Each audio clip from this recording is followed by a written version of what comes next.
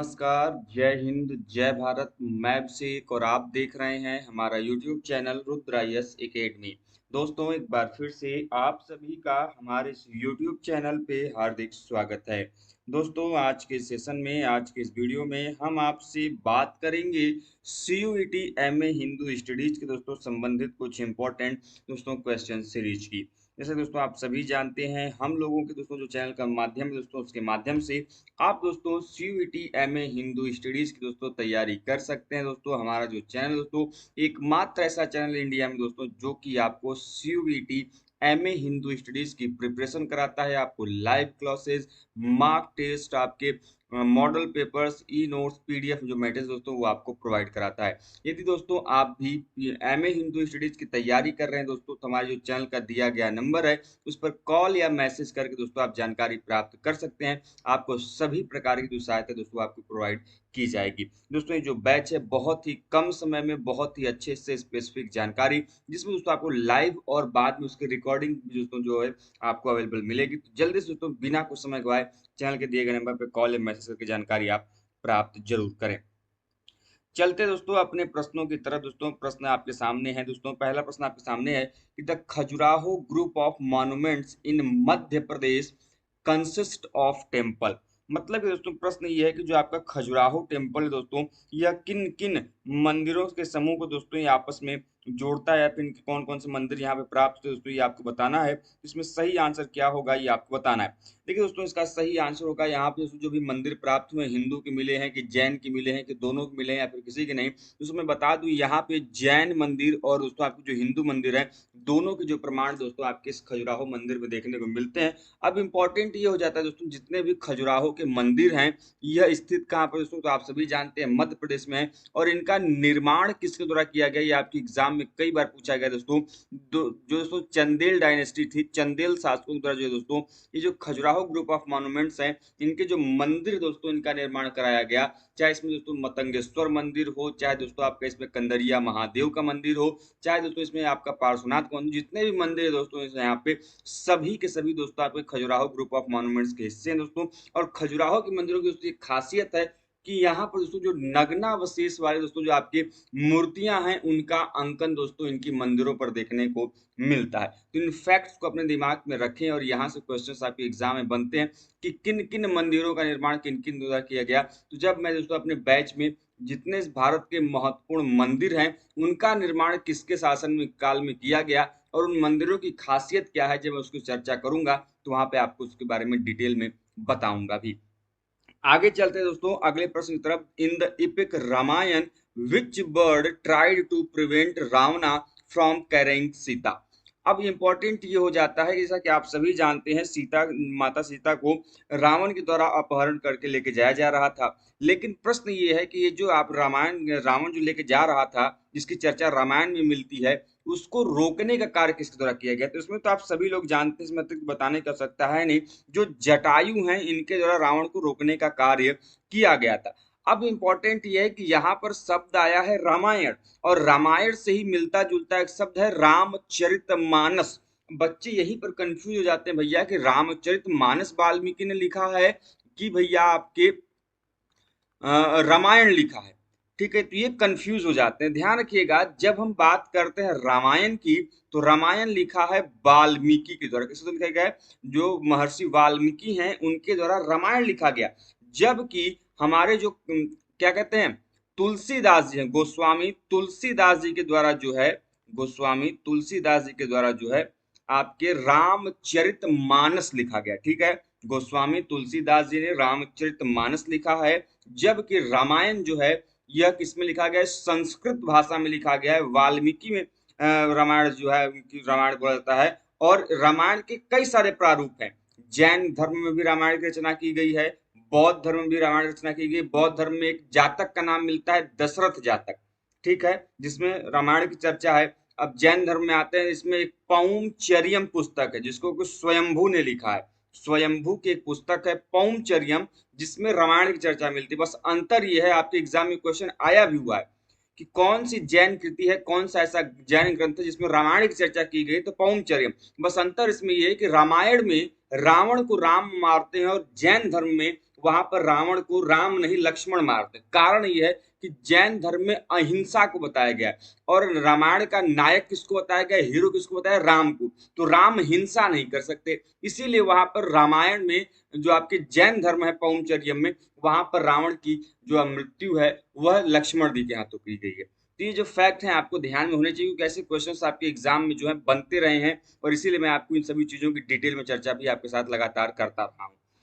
अगला प्रश्न आपके सामने दोस्तों, the rock cut temple of Mahabalipuram were built under the patronage of the, मतलब जो आपका महाबलीपुरम के जो मंदिर हैं यह किन शासकों के अंतर्गत बनाए गए, यह आपको बताना है। आपके सामने ऑप्शन दिए गए हैं, चोल किंग के द्वारा, पल्लव किंग के द्वारा, पांड्य किंग के द्वारा या फिर सातवाहन शासकों के द्वारा। इसका सही आंसर क्या होगा?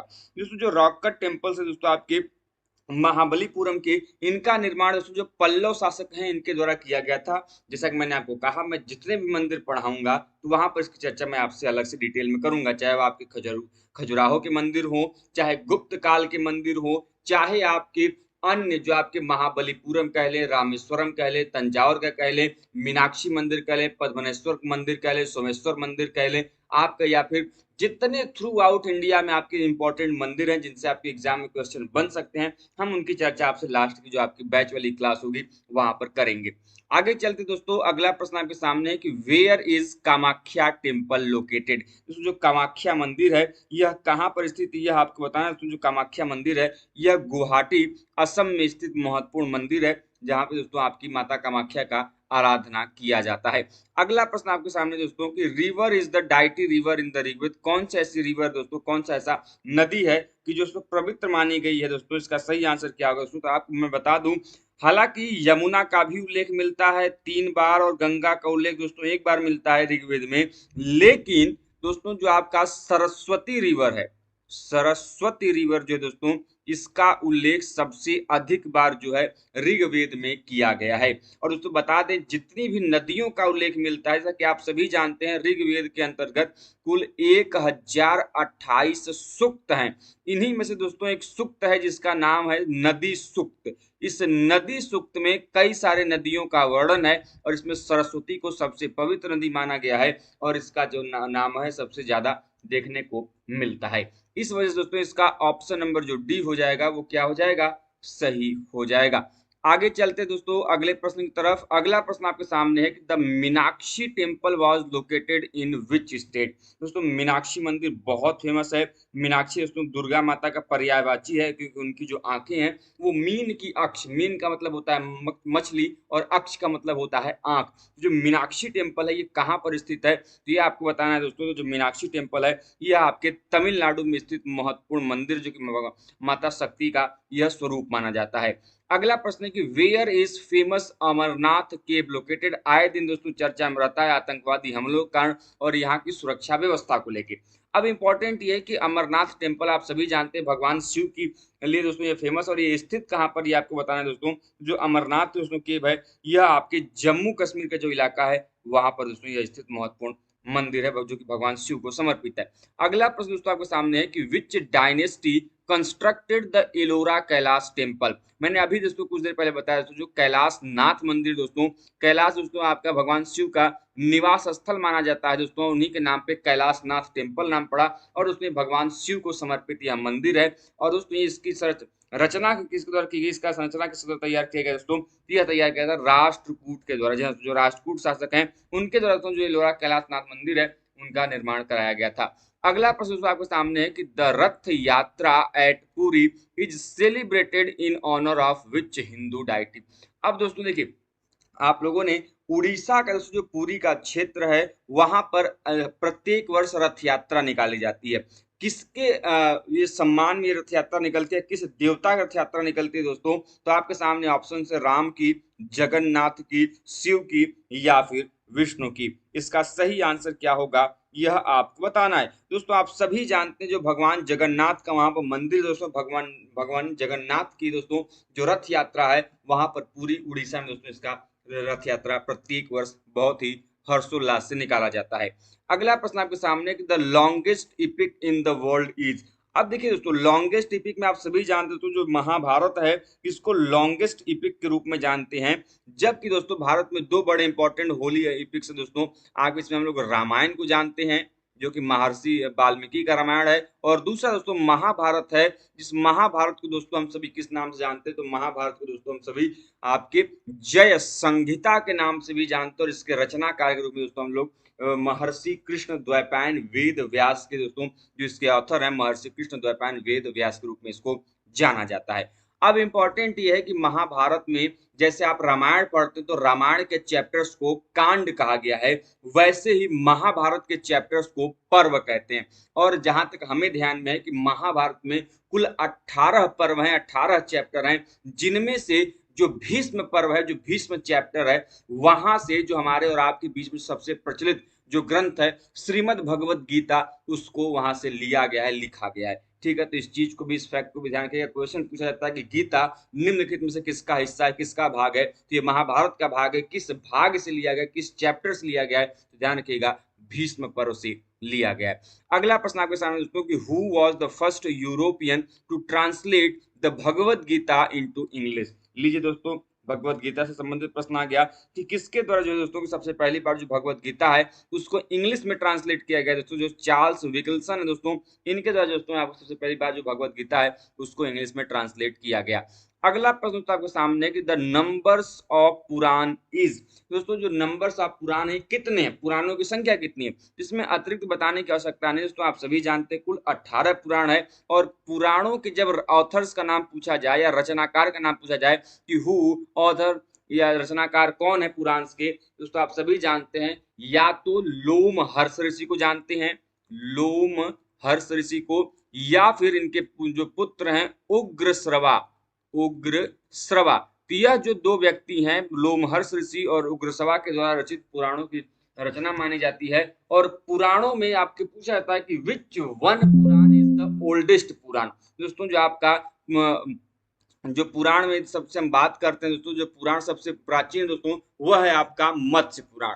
जी हाँ दोस्तों, मत्स्य पुराण जो है सबसे प्राचीन पुराण के रूप में जाना जाता है। जैसा कि आप सभी जानते हैं कि पुराणों में दोस्तों कई सारे जो 18 पुराण, इसमें दोस्तों आपका विष्णु पुराण है, वायु पुराण है, अग्नि पुराण है, शैव पुराण है, विष्णु धर्मोत्तर पुराण है, विभिन्न प्रकार के जो पुराण है दोस्तों आप लोगों ने नाम सुना होगा।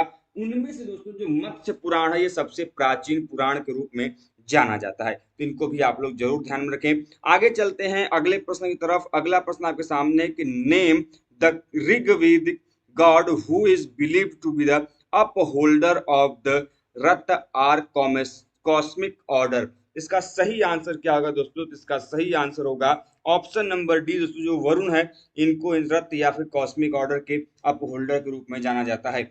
आगे चलते दोस्तों अगले प्रश्न की तरफ। अगला प्रश्न आपके सामने है कि which language was used by Tulsidas for Ramcharitmanas.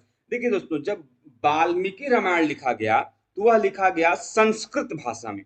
जो ओरिजिनल रामायण है, जो राम भगवान के जीवन की जो वृत्तांत देता है, जो आपकी थ्योरी उनके बारे में देता है, रामचरितमानस नहीं बल्कि वो कौन देता है, रामायण देता है, जो कि महर्षि वाल्मीकि द्वारा लिखा गया, और वह लिखा गया संस्कृत में। लेकिन जो आपके वहां पर जब बाद में उसका गोस्वामी तुलसीदास जी के द्वारा जब रामचरितमानस लिखा गया तो वह अवधी भाषा में लिखा गया। किस भाषा में लिखा गया है, अवधी भाषा में। अगला प्रश्न आपके सामने कि Khajuraho temples was built during the period of. अभी हमने आपको बताया दोस्तों कि जो खजुराहो मंदिर है यह चंदेल शासकों के अंदर जो है इनका निर्माण किया गया। इनकी खासियत क्या है दोस्तों, तो मध्य प्रदेश में स्थित यह मंदिर है, और यहाँ पर नग्नावशेष अवस्था में मिलने वाली जो मूर्तियां हैं यह काफी फेमस है, काफी चर्चा का विषय रहती हैं। आगे चलते हैं अगले प्रश्न की तरफ। प्रश्न एक, the longest classical epic of Hinduism is. दोस्तों जो आपका लेंथिएस्ट क्लासिकल एपिक से वो उसका नाम बताना, उसका सही आंसर क्या होगा।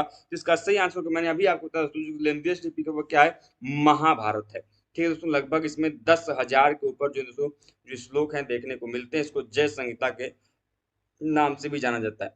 फिर वही दोस्तों अगला प्रश्न की द नंबर ऑफ पुराण है, आप सभी जानते हैं तो 18 जो नंबर पुराण है।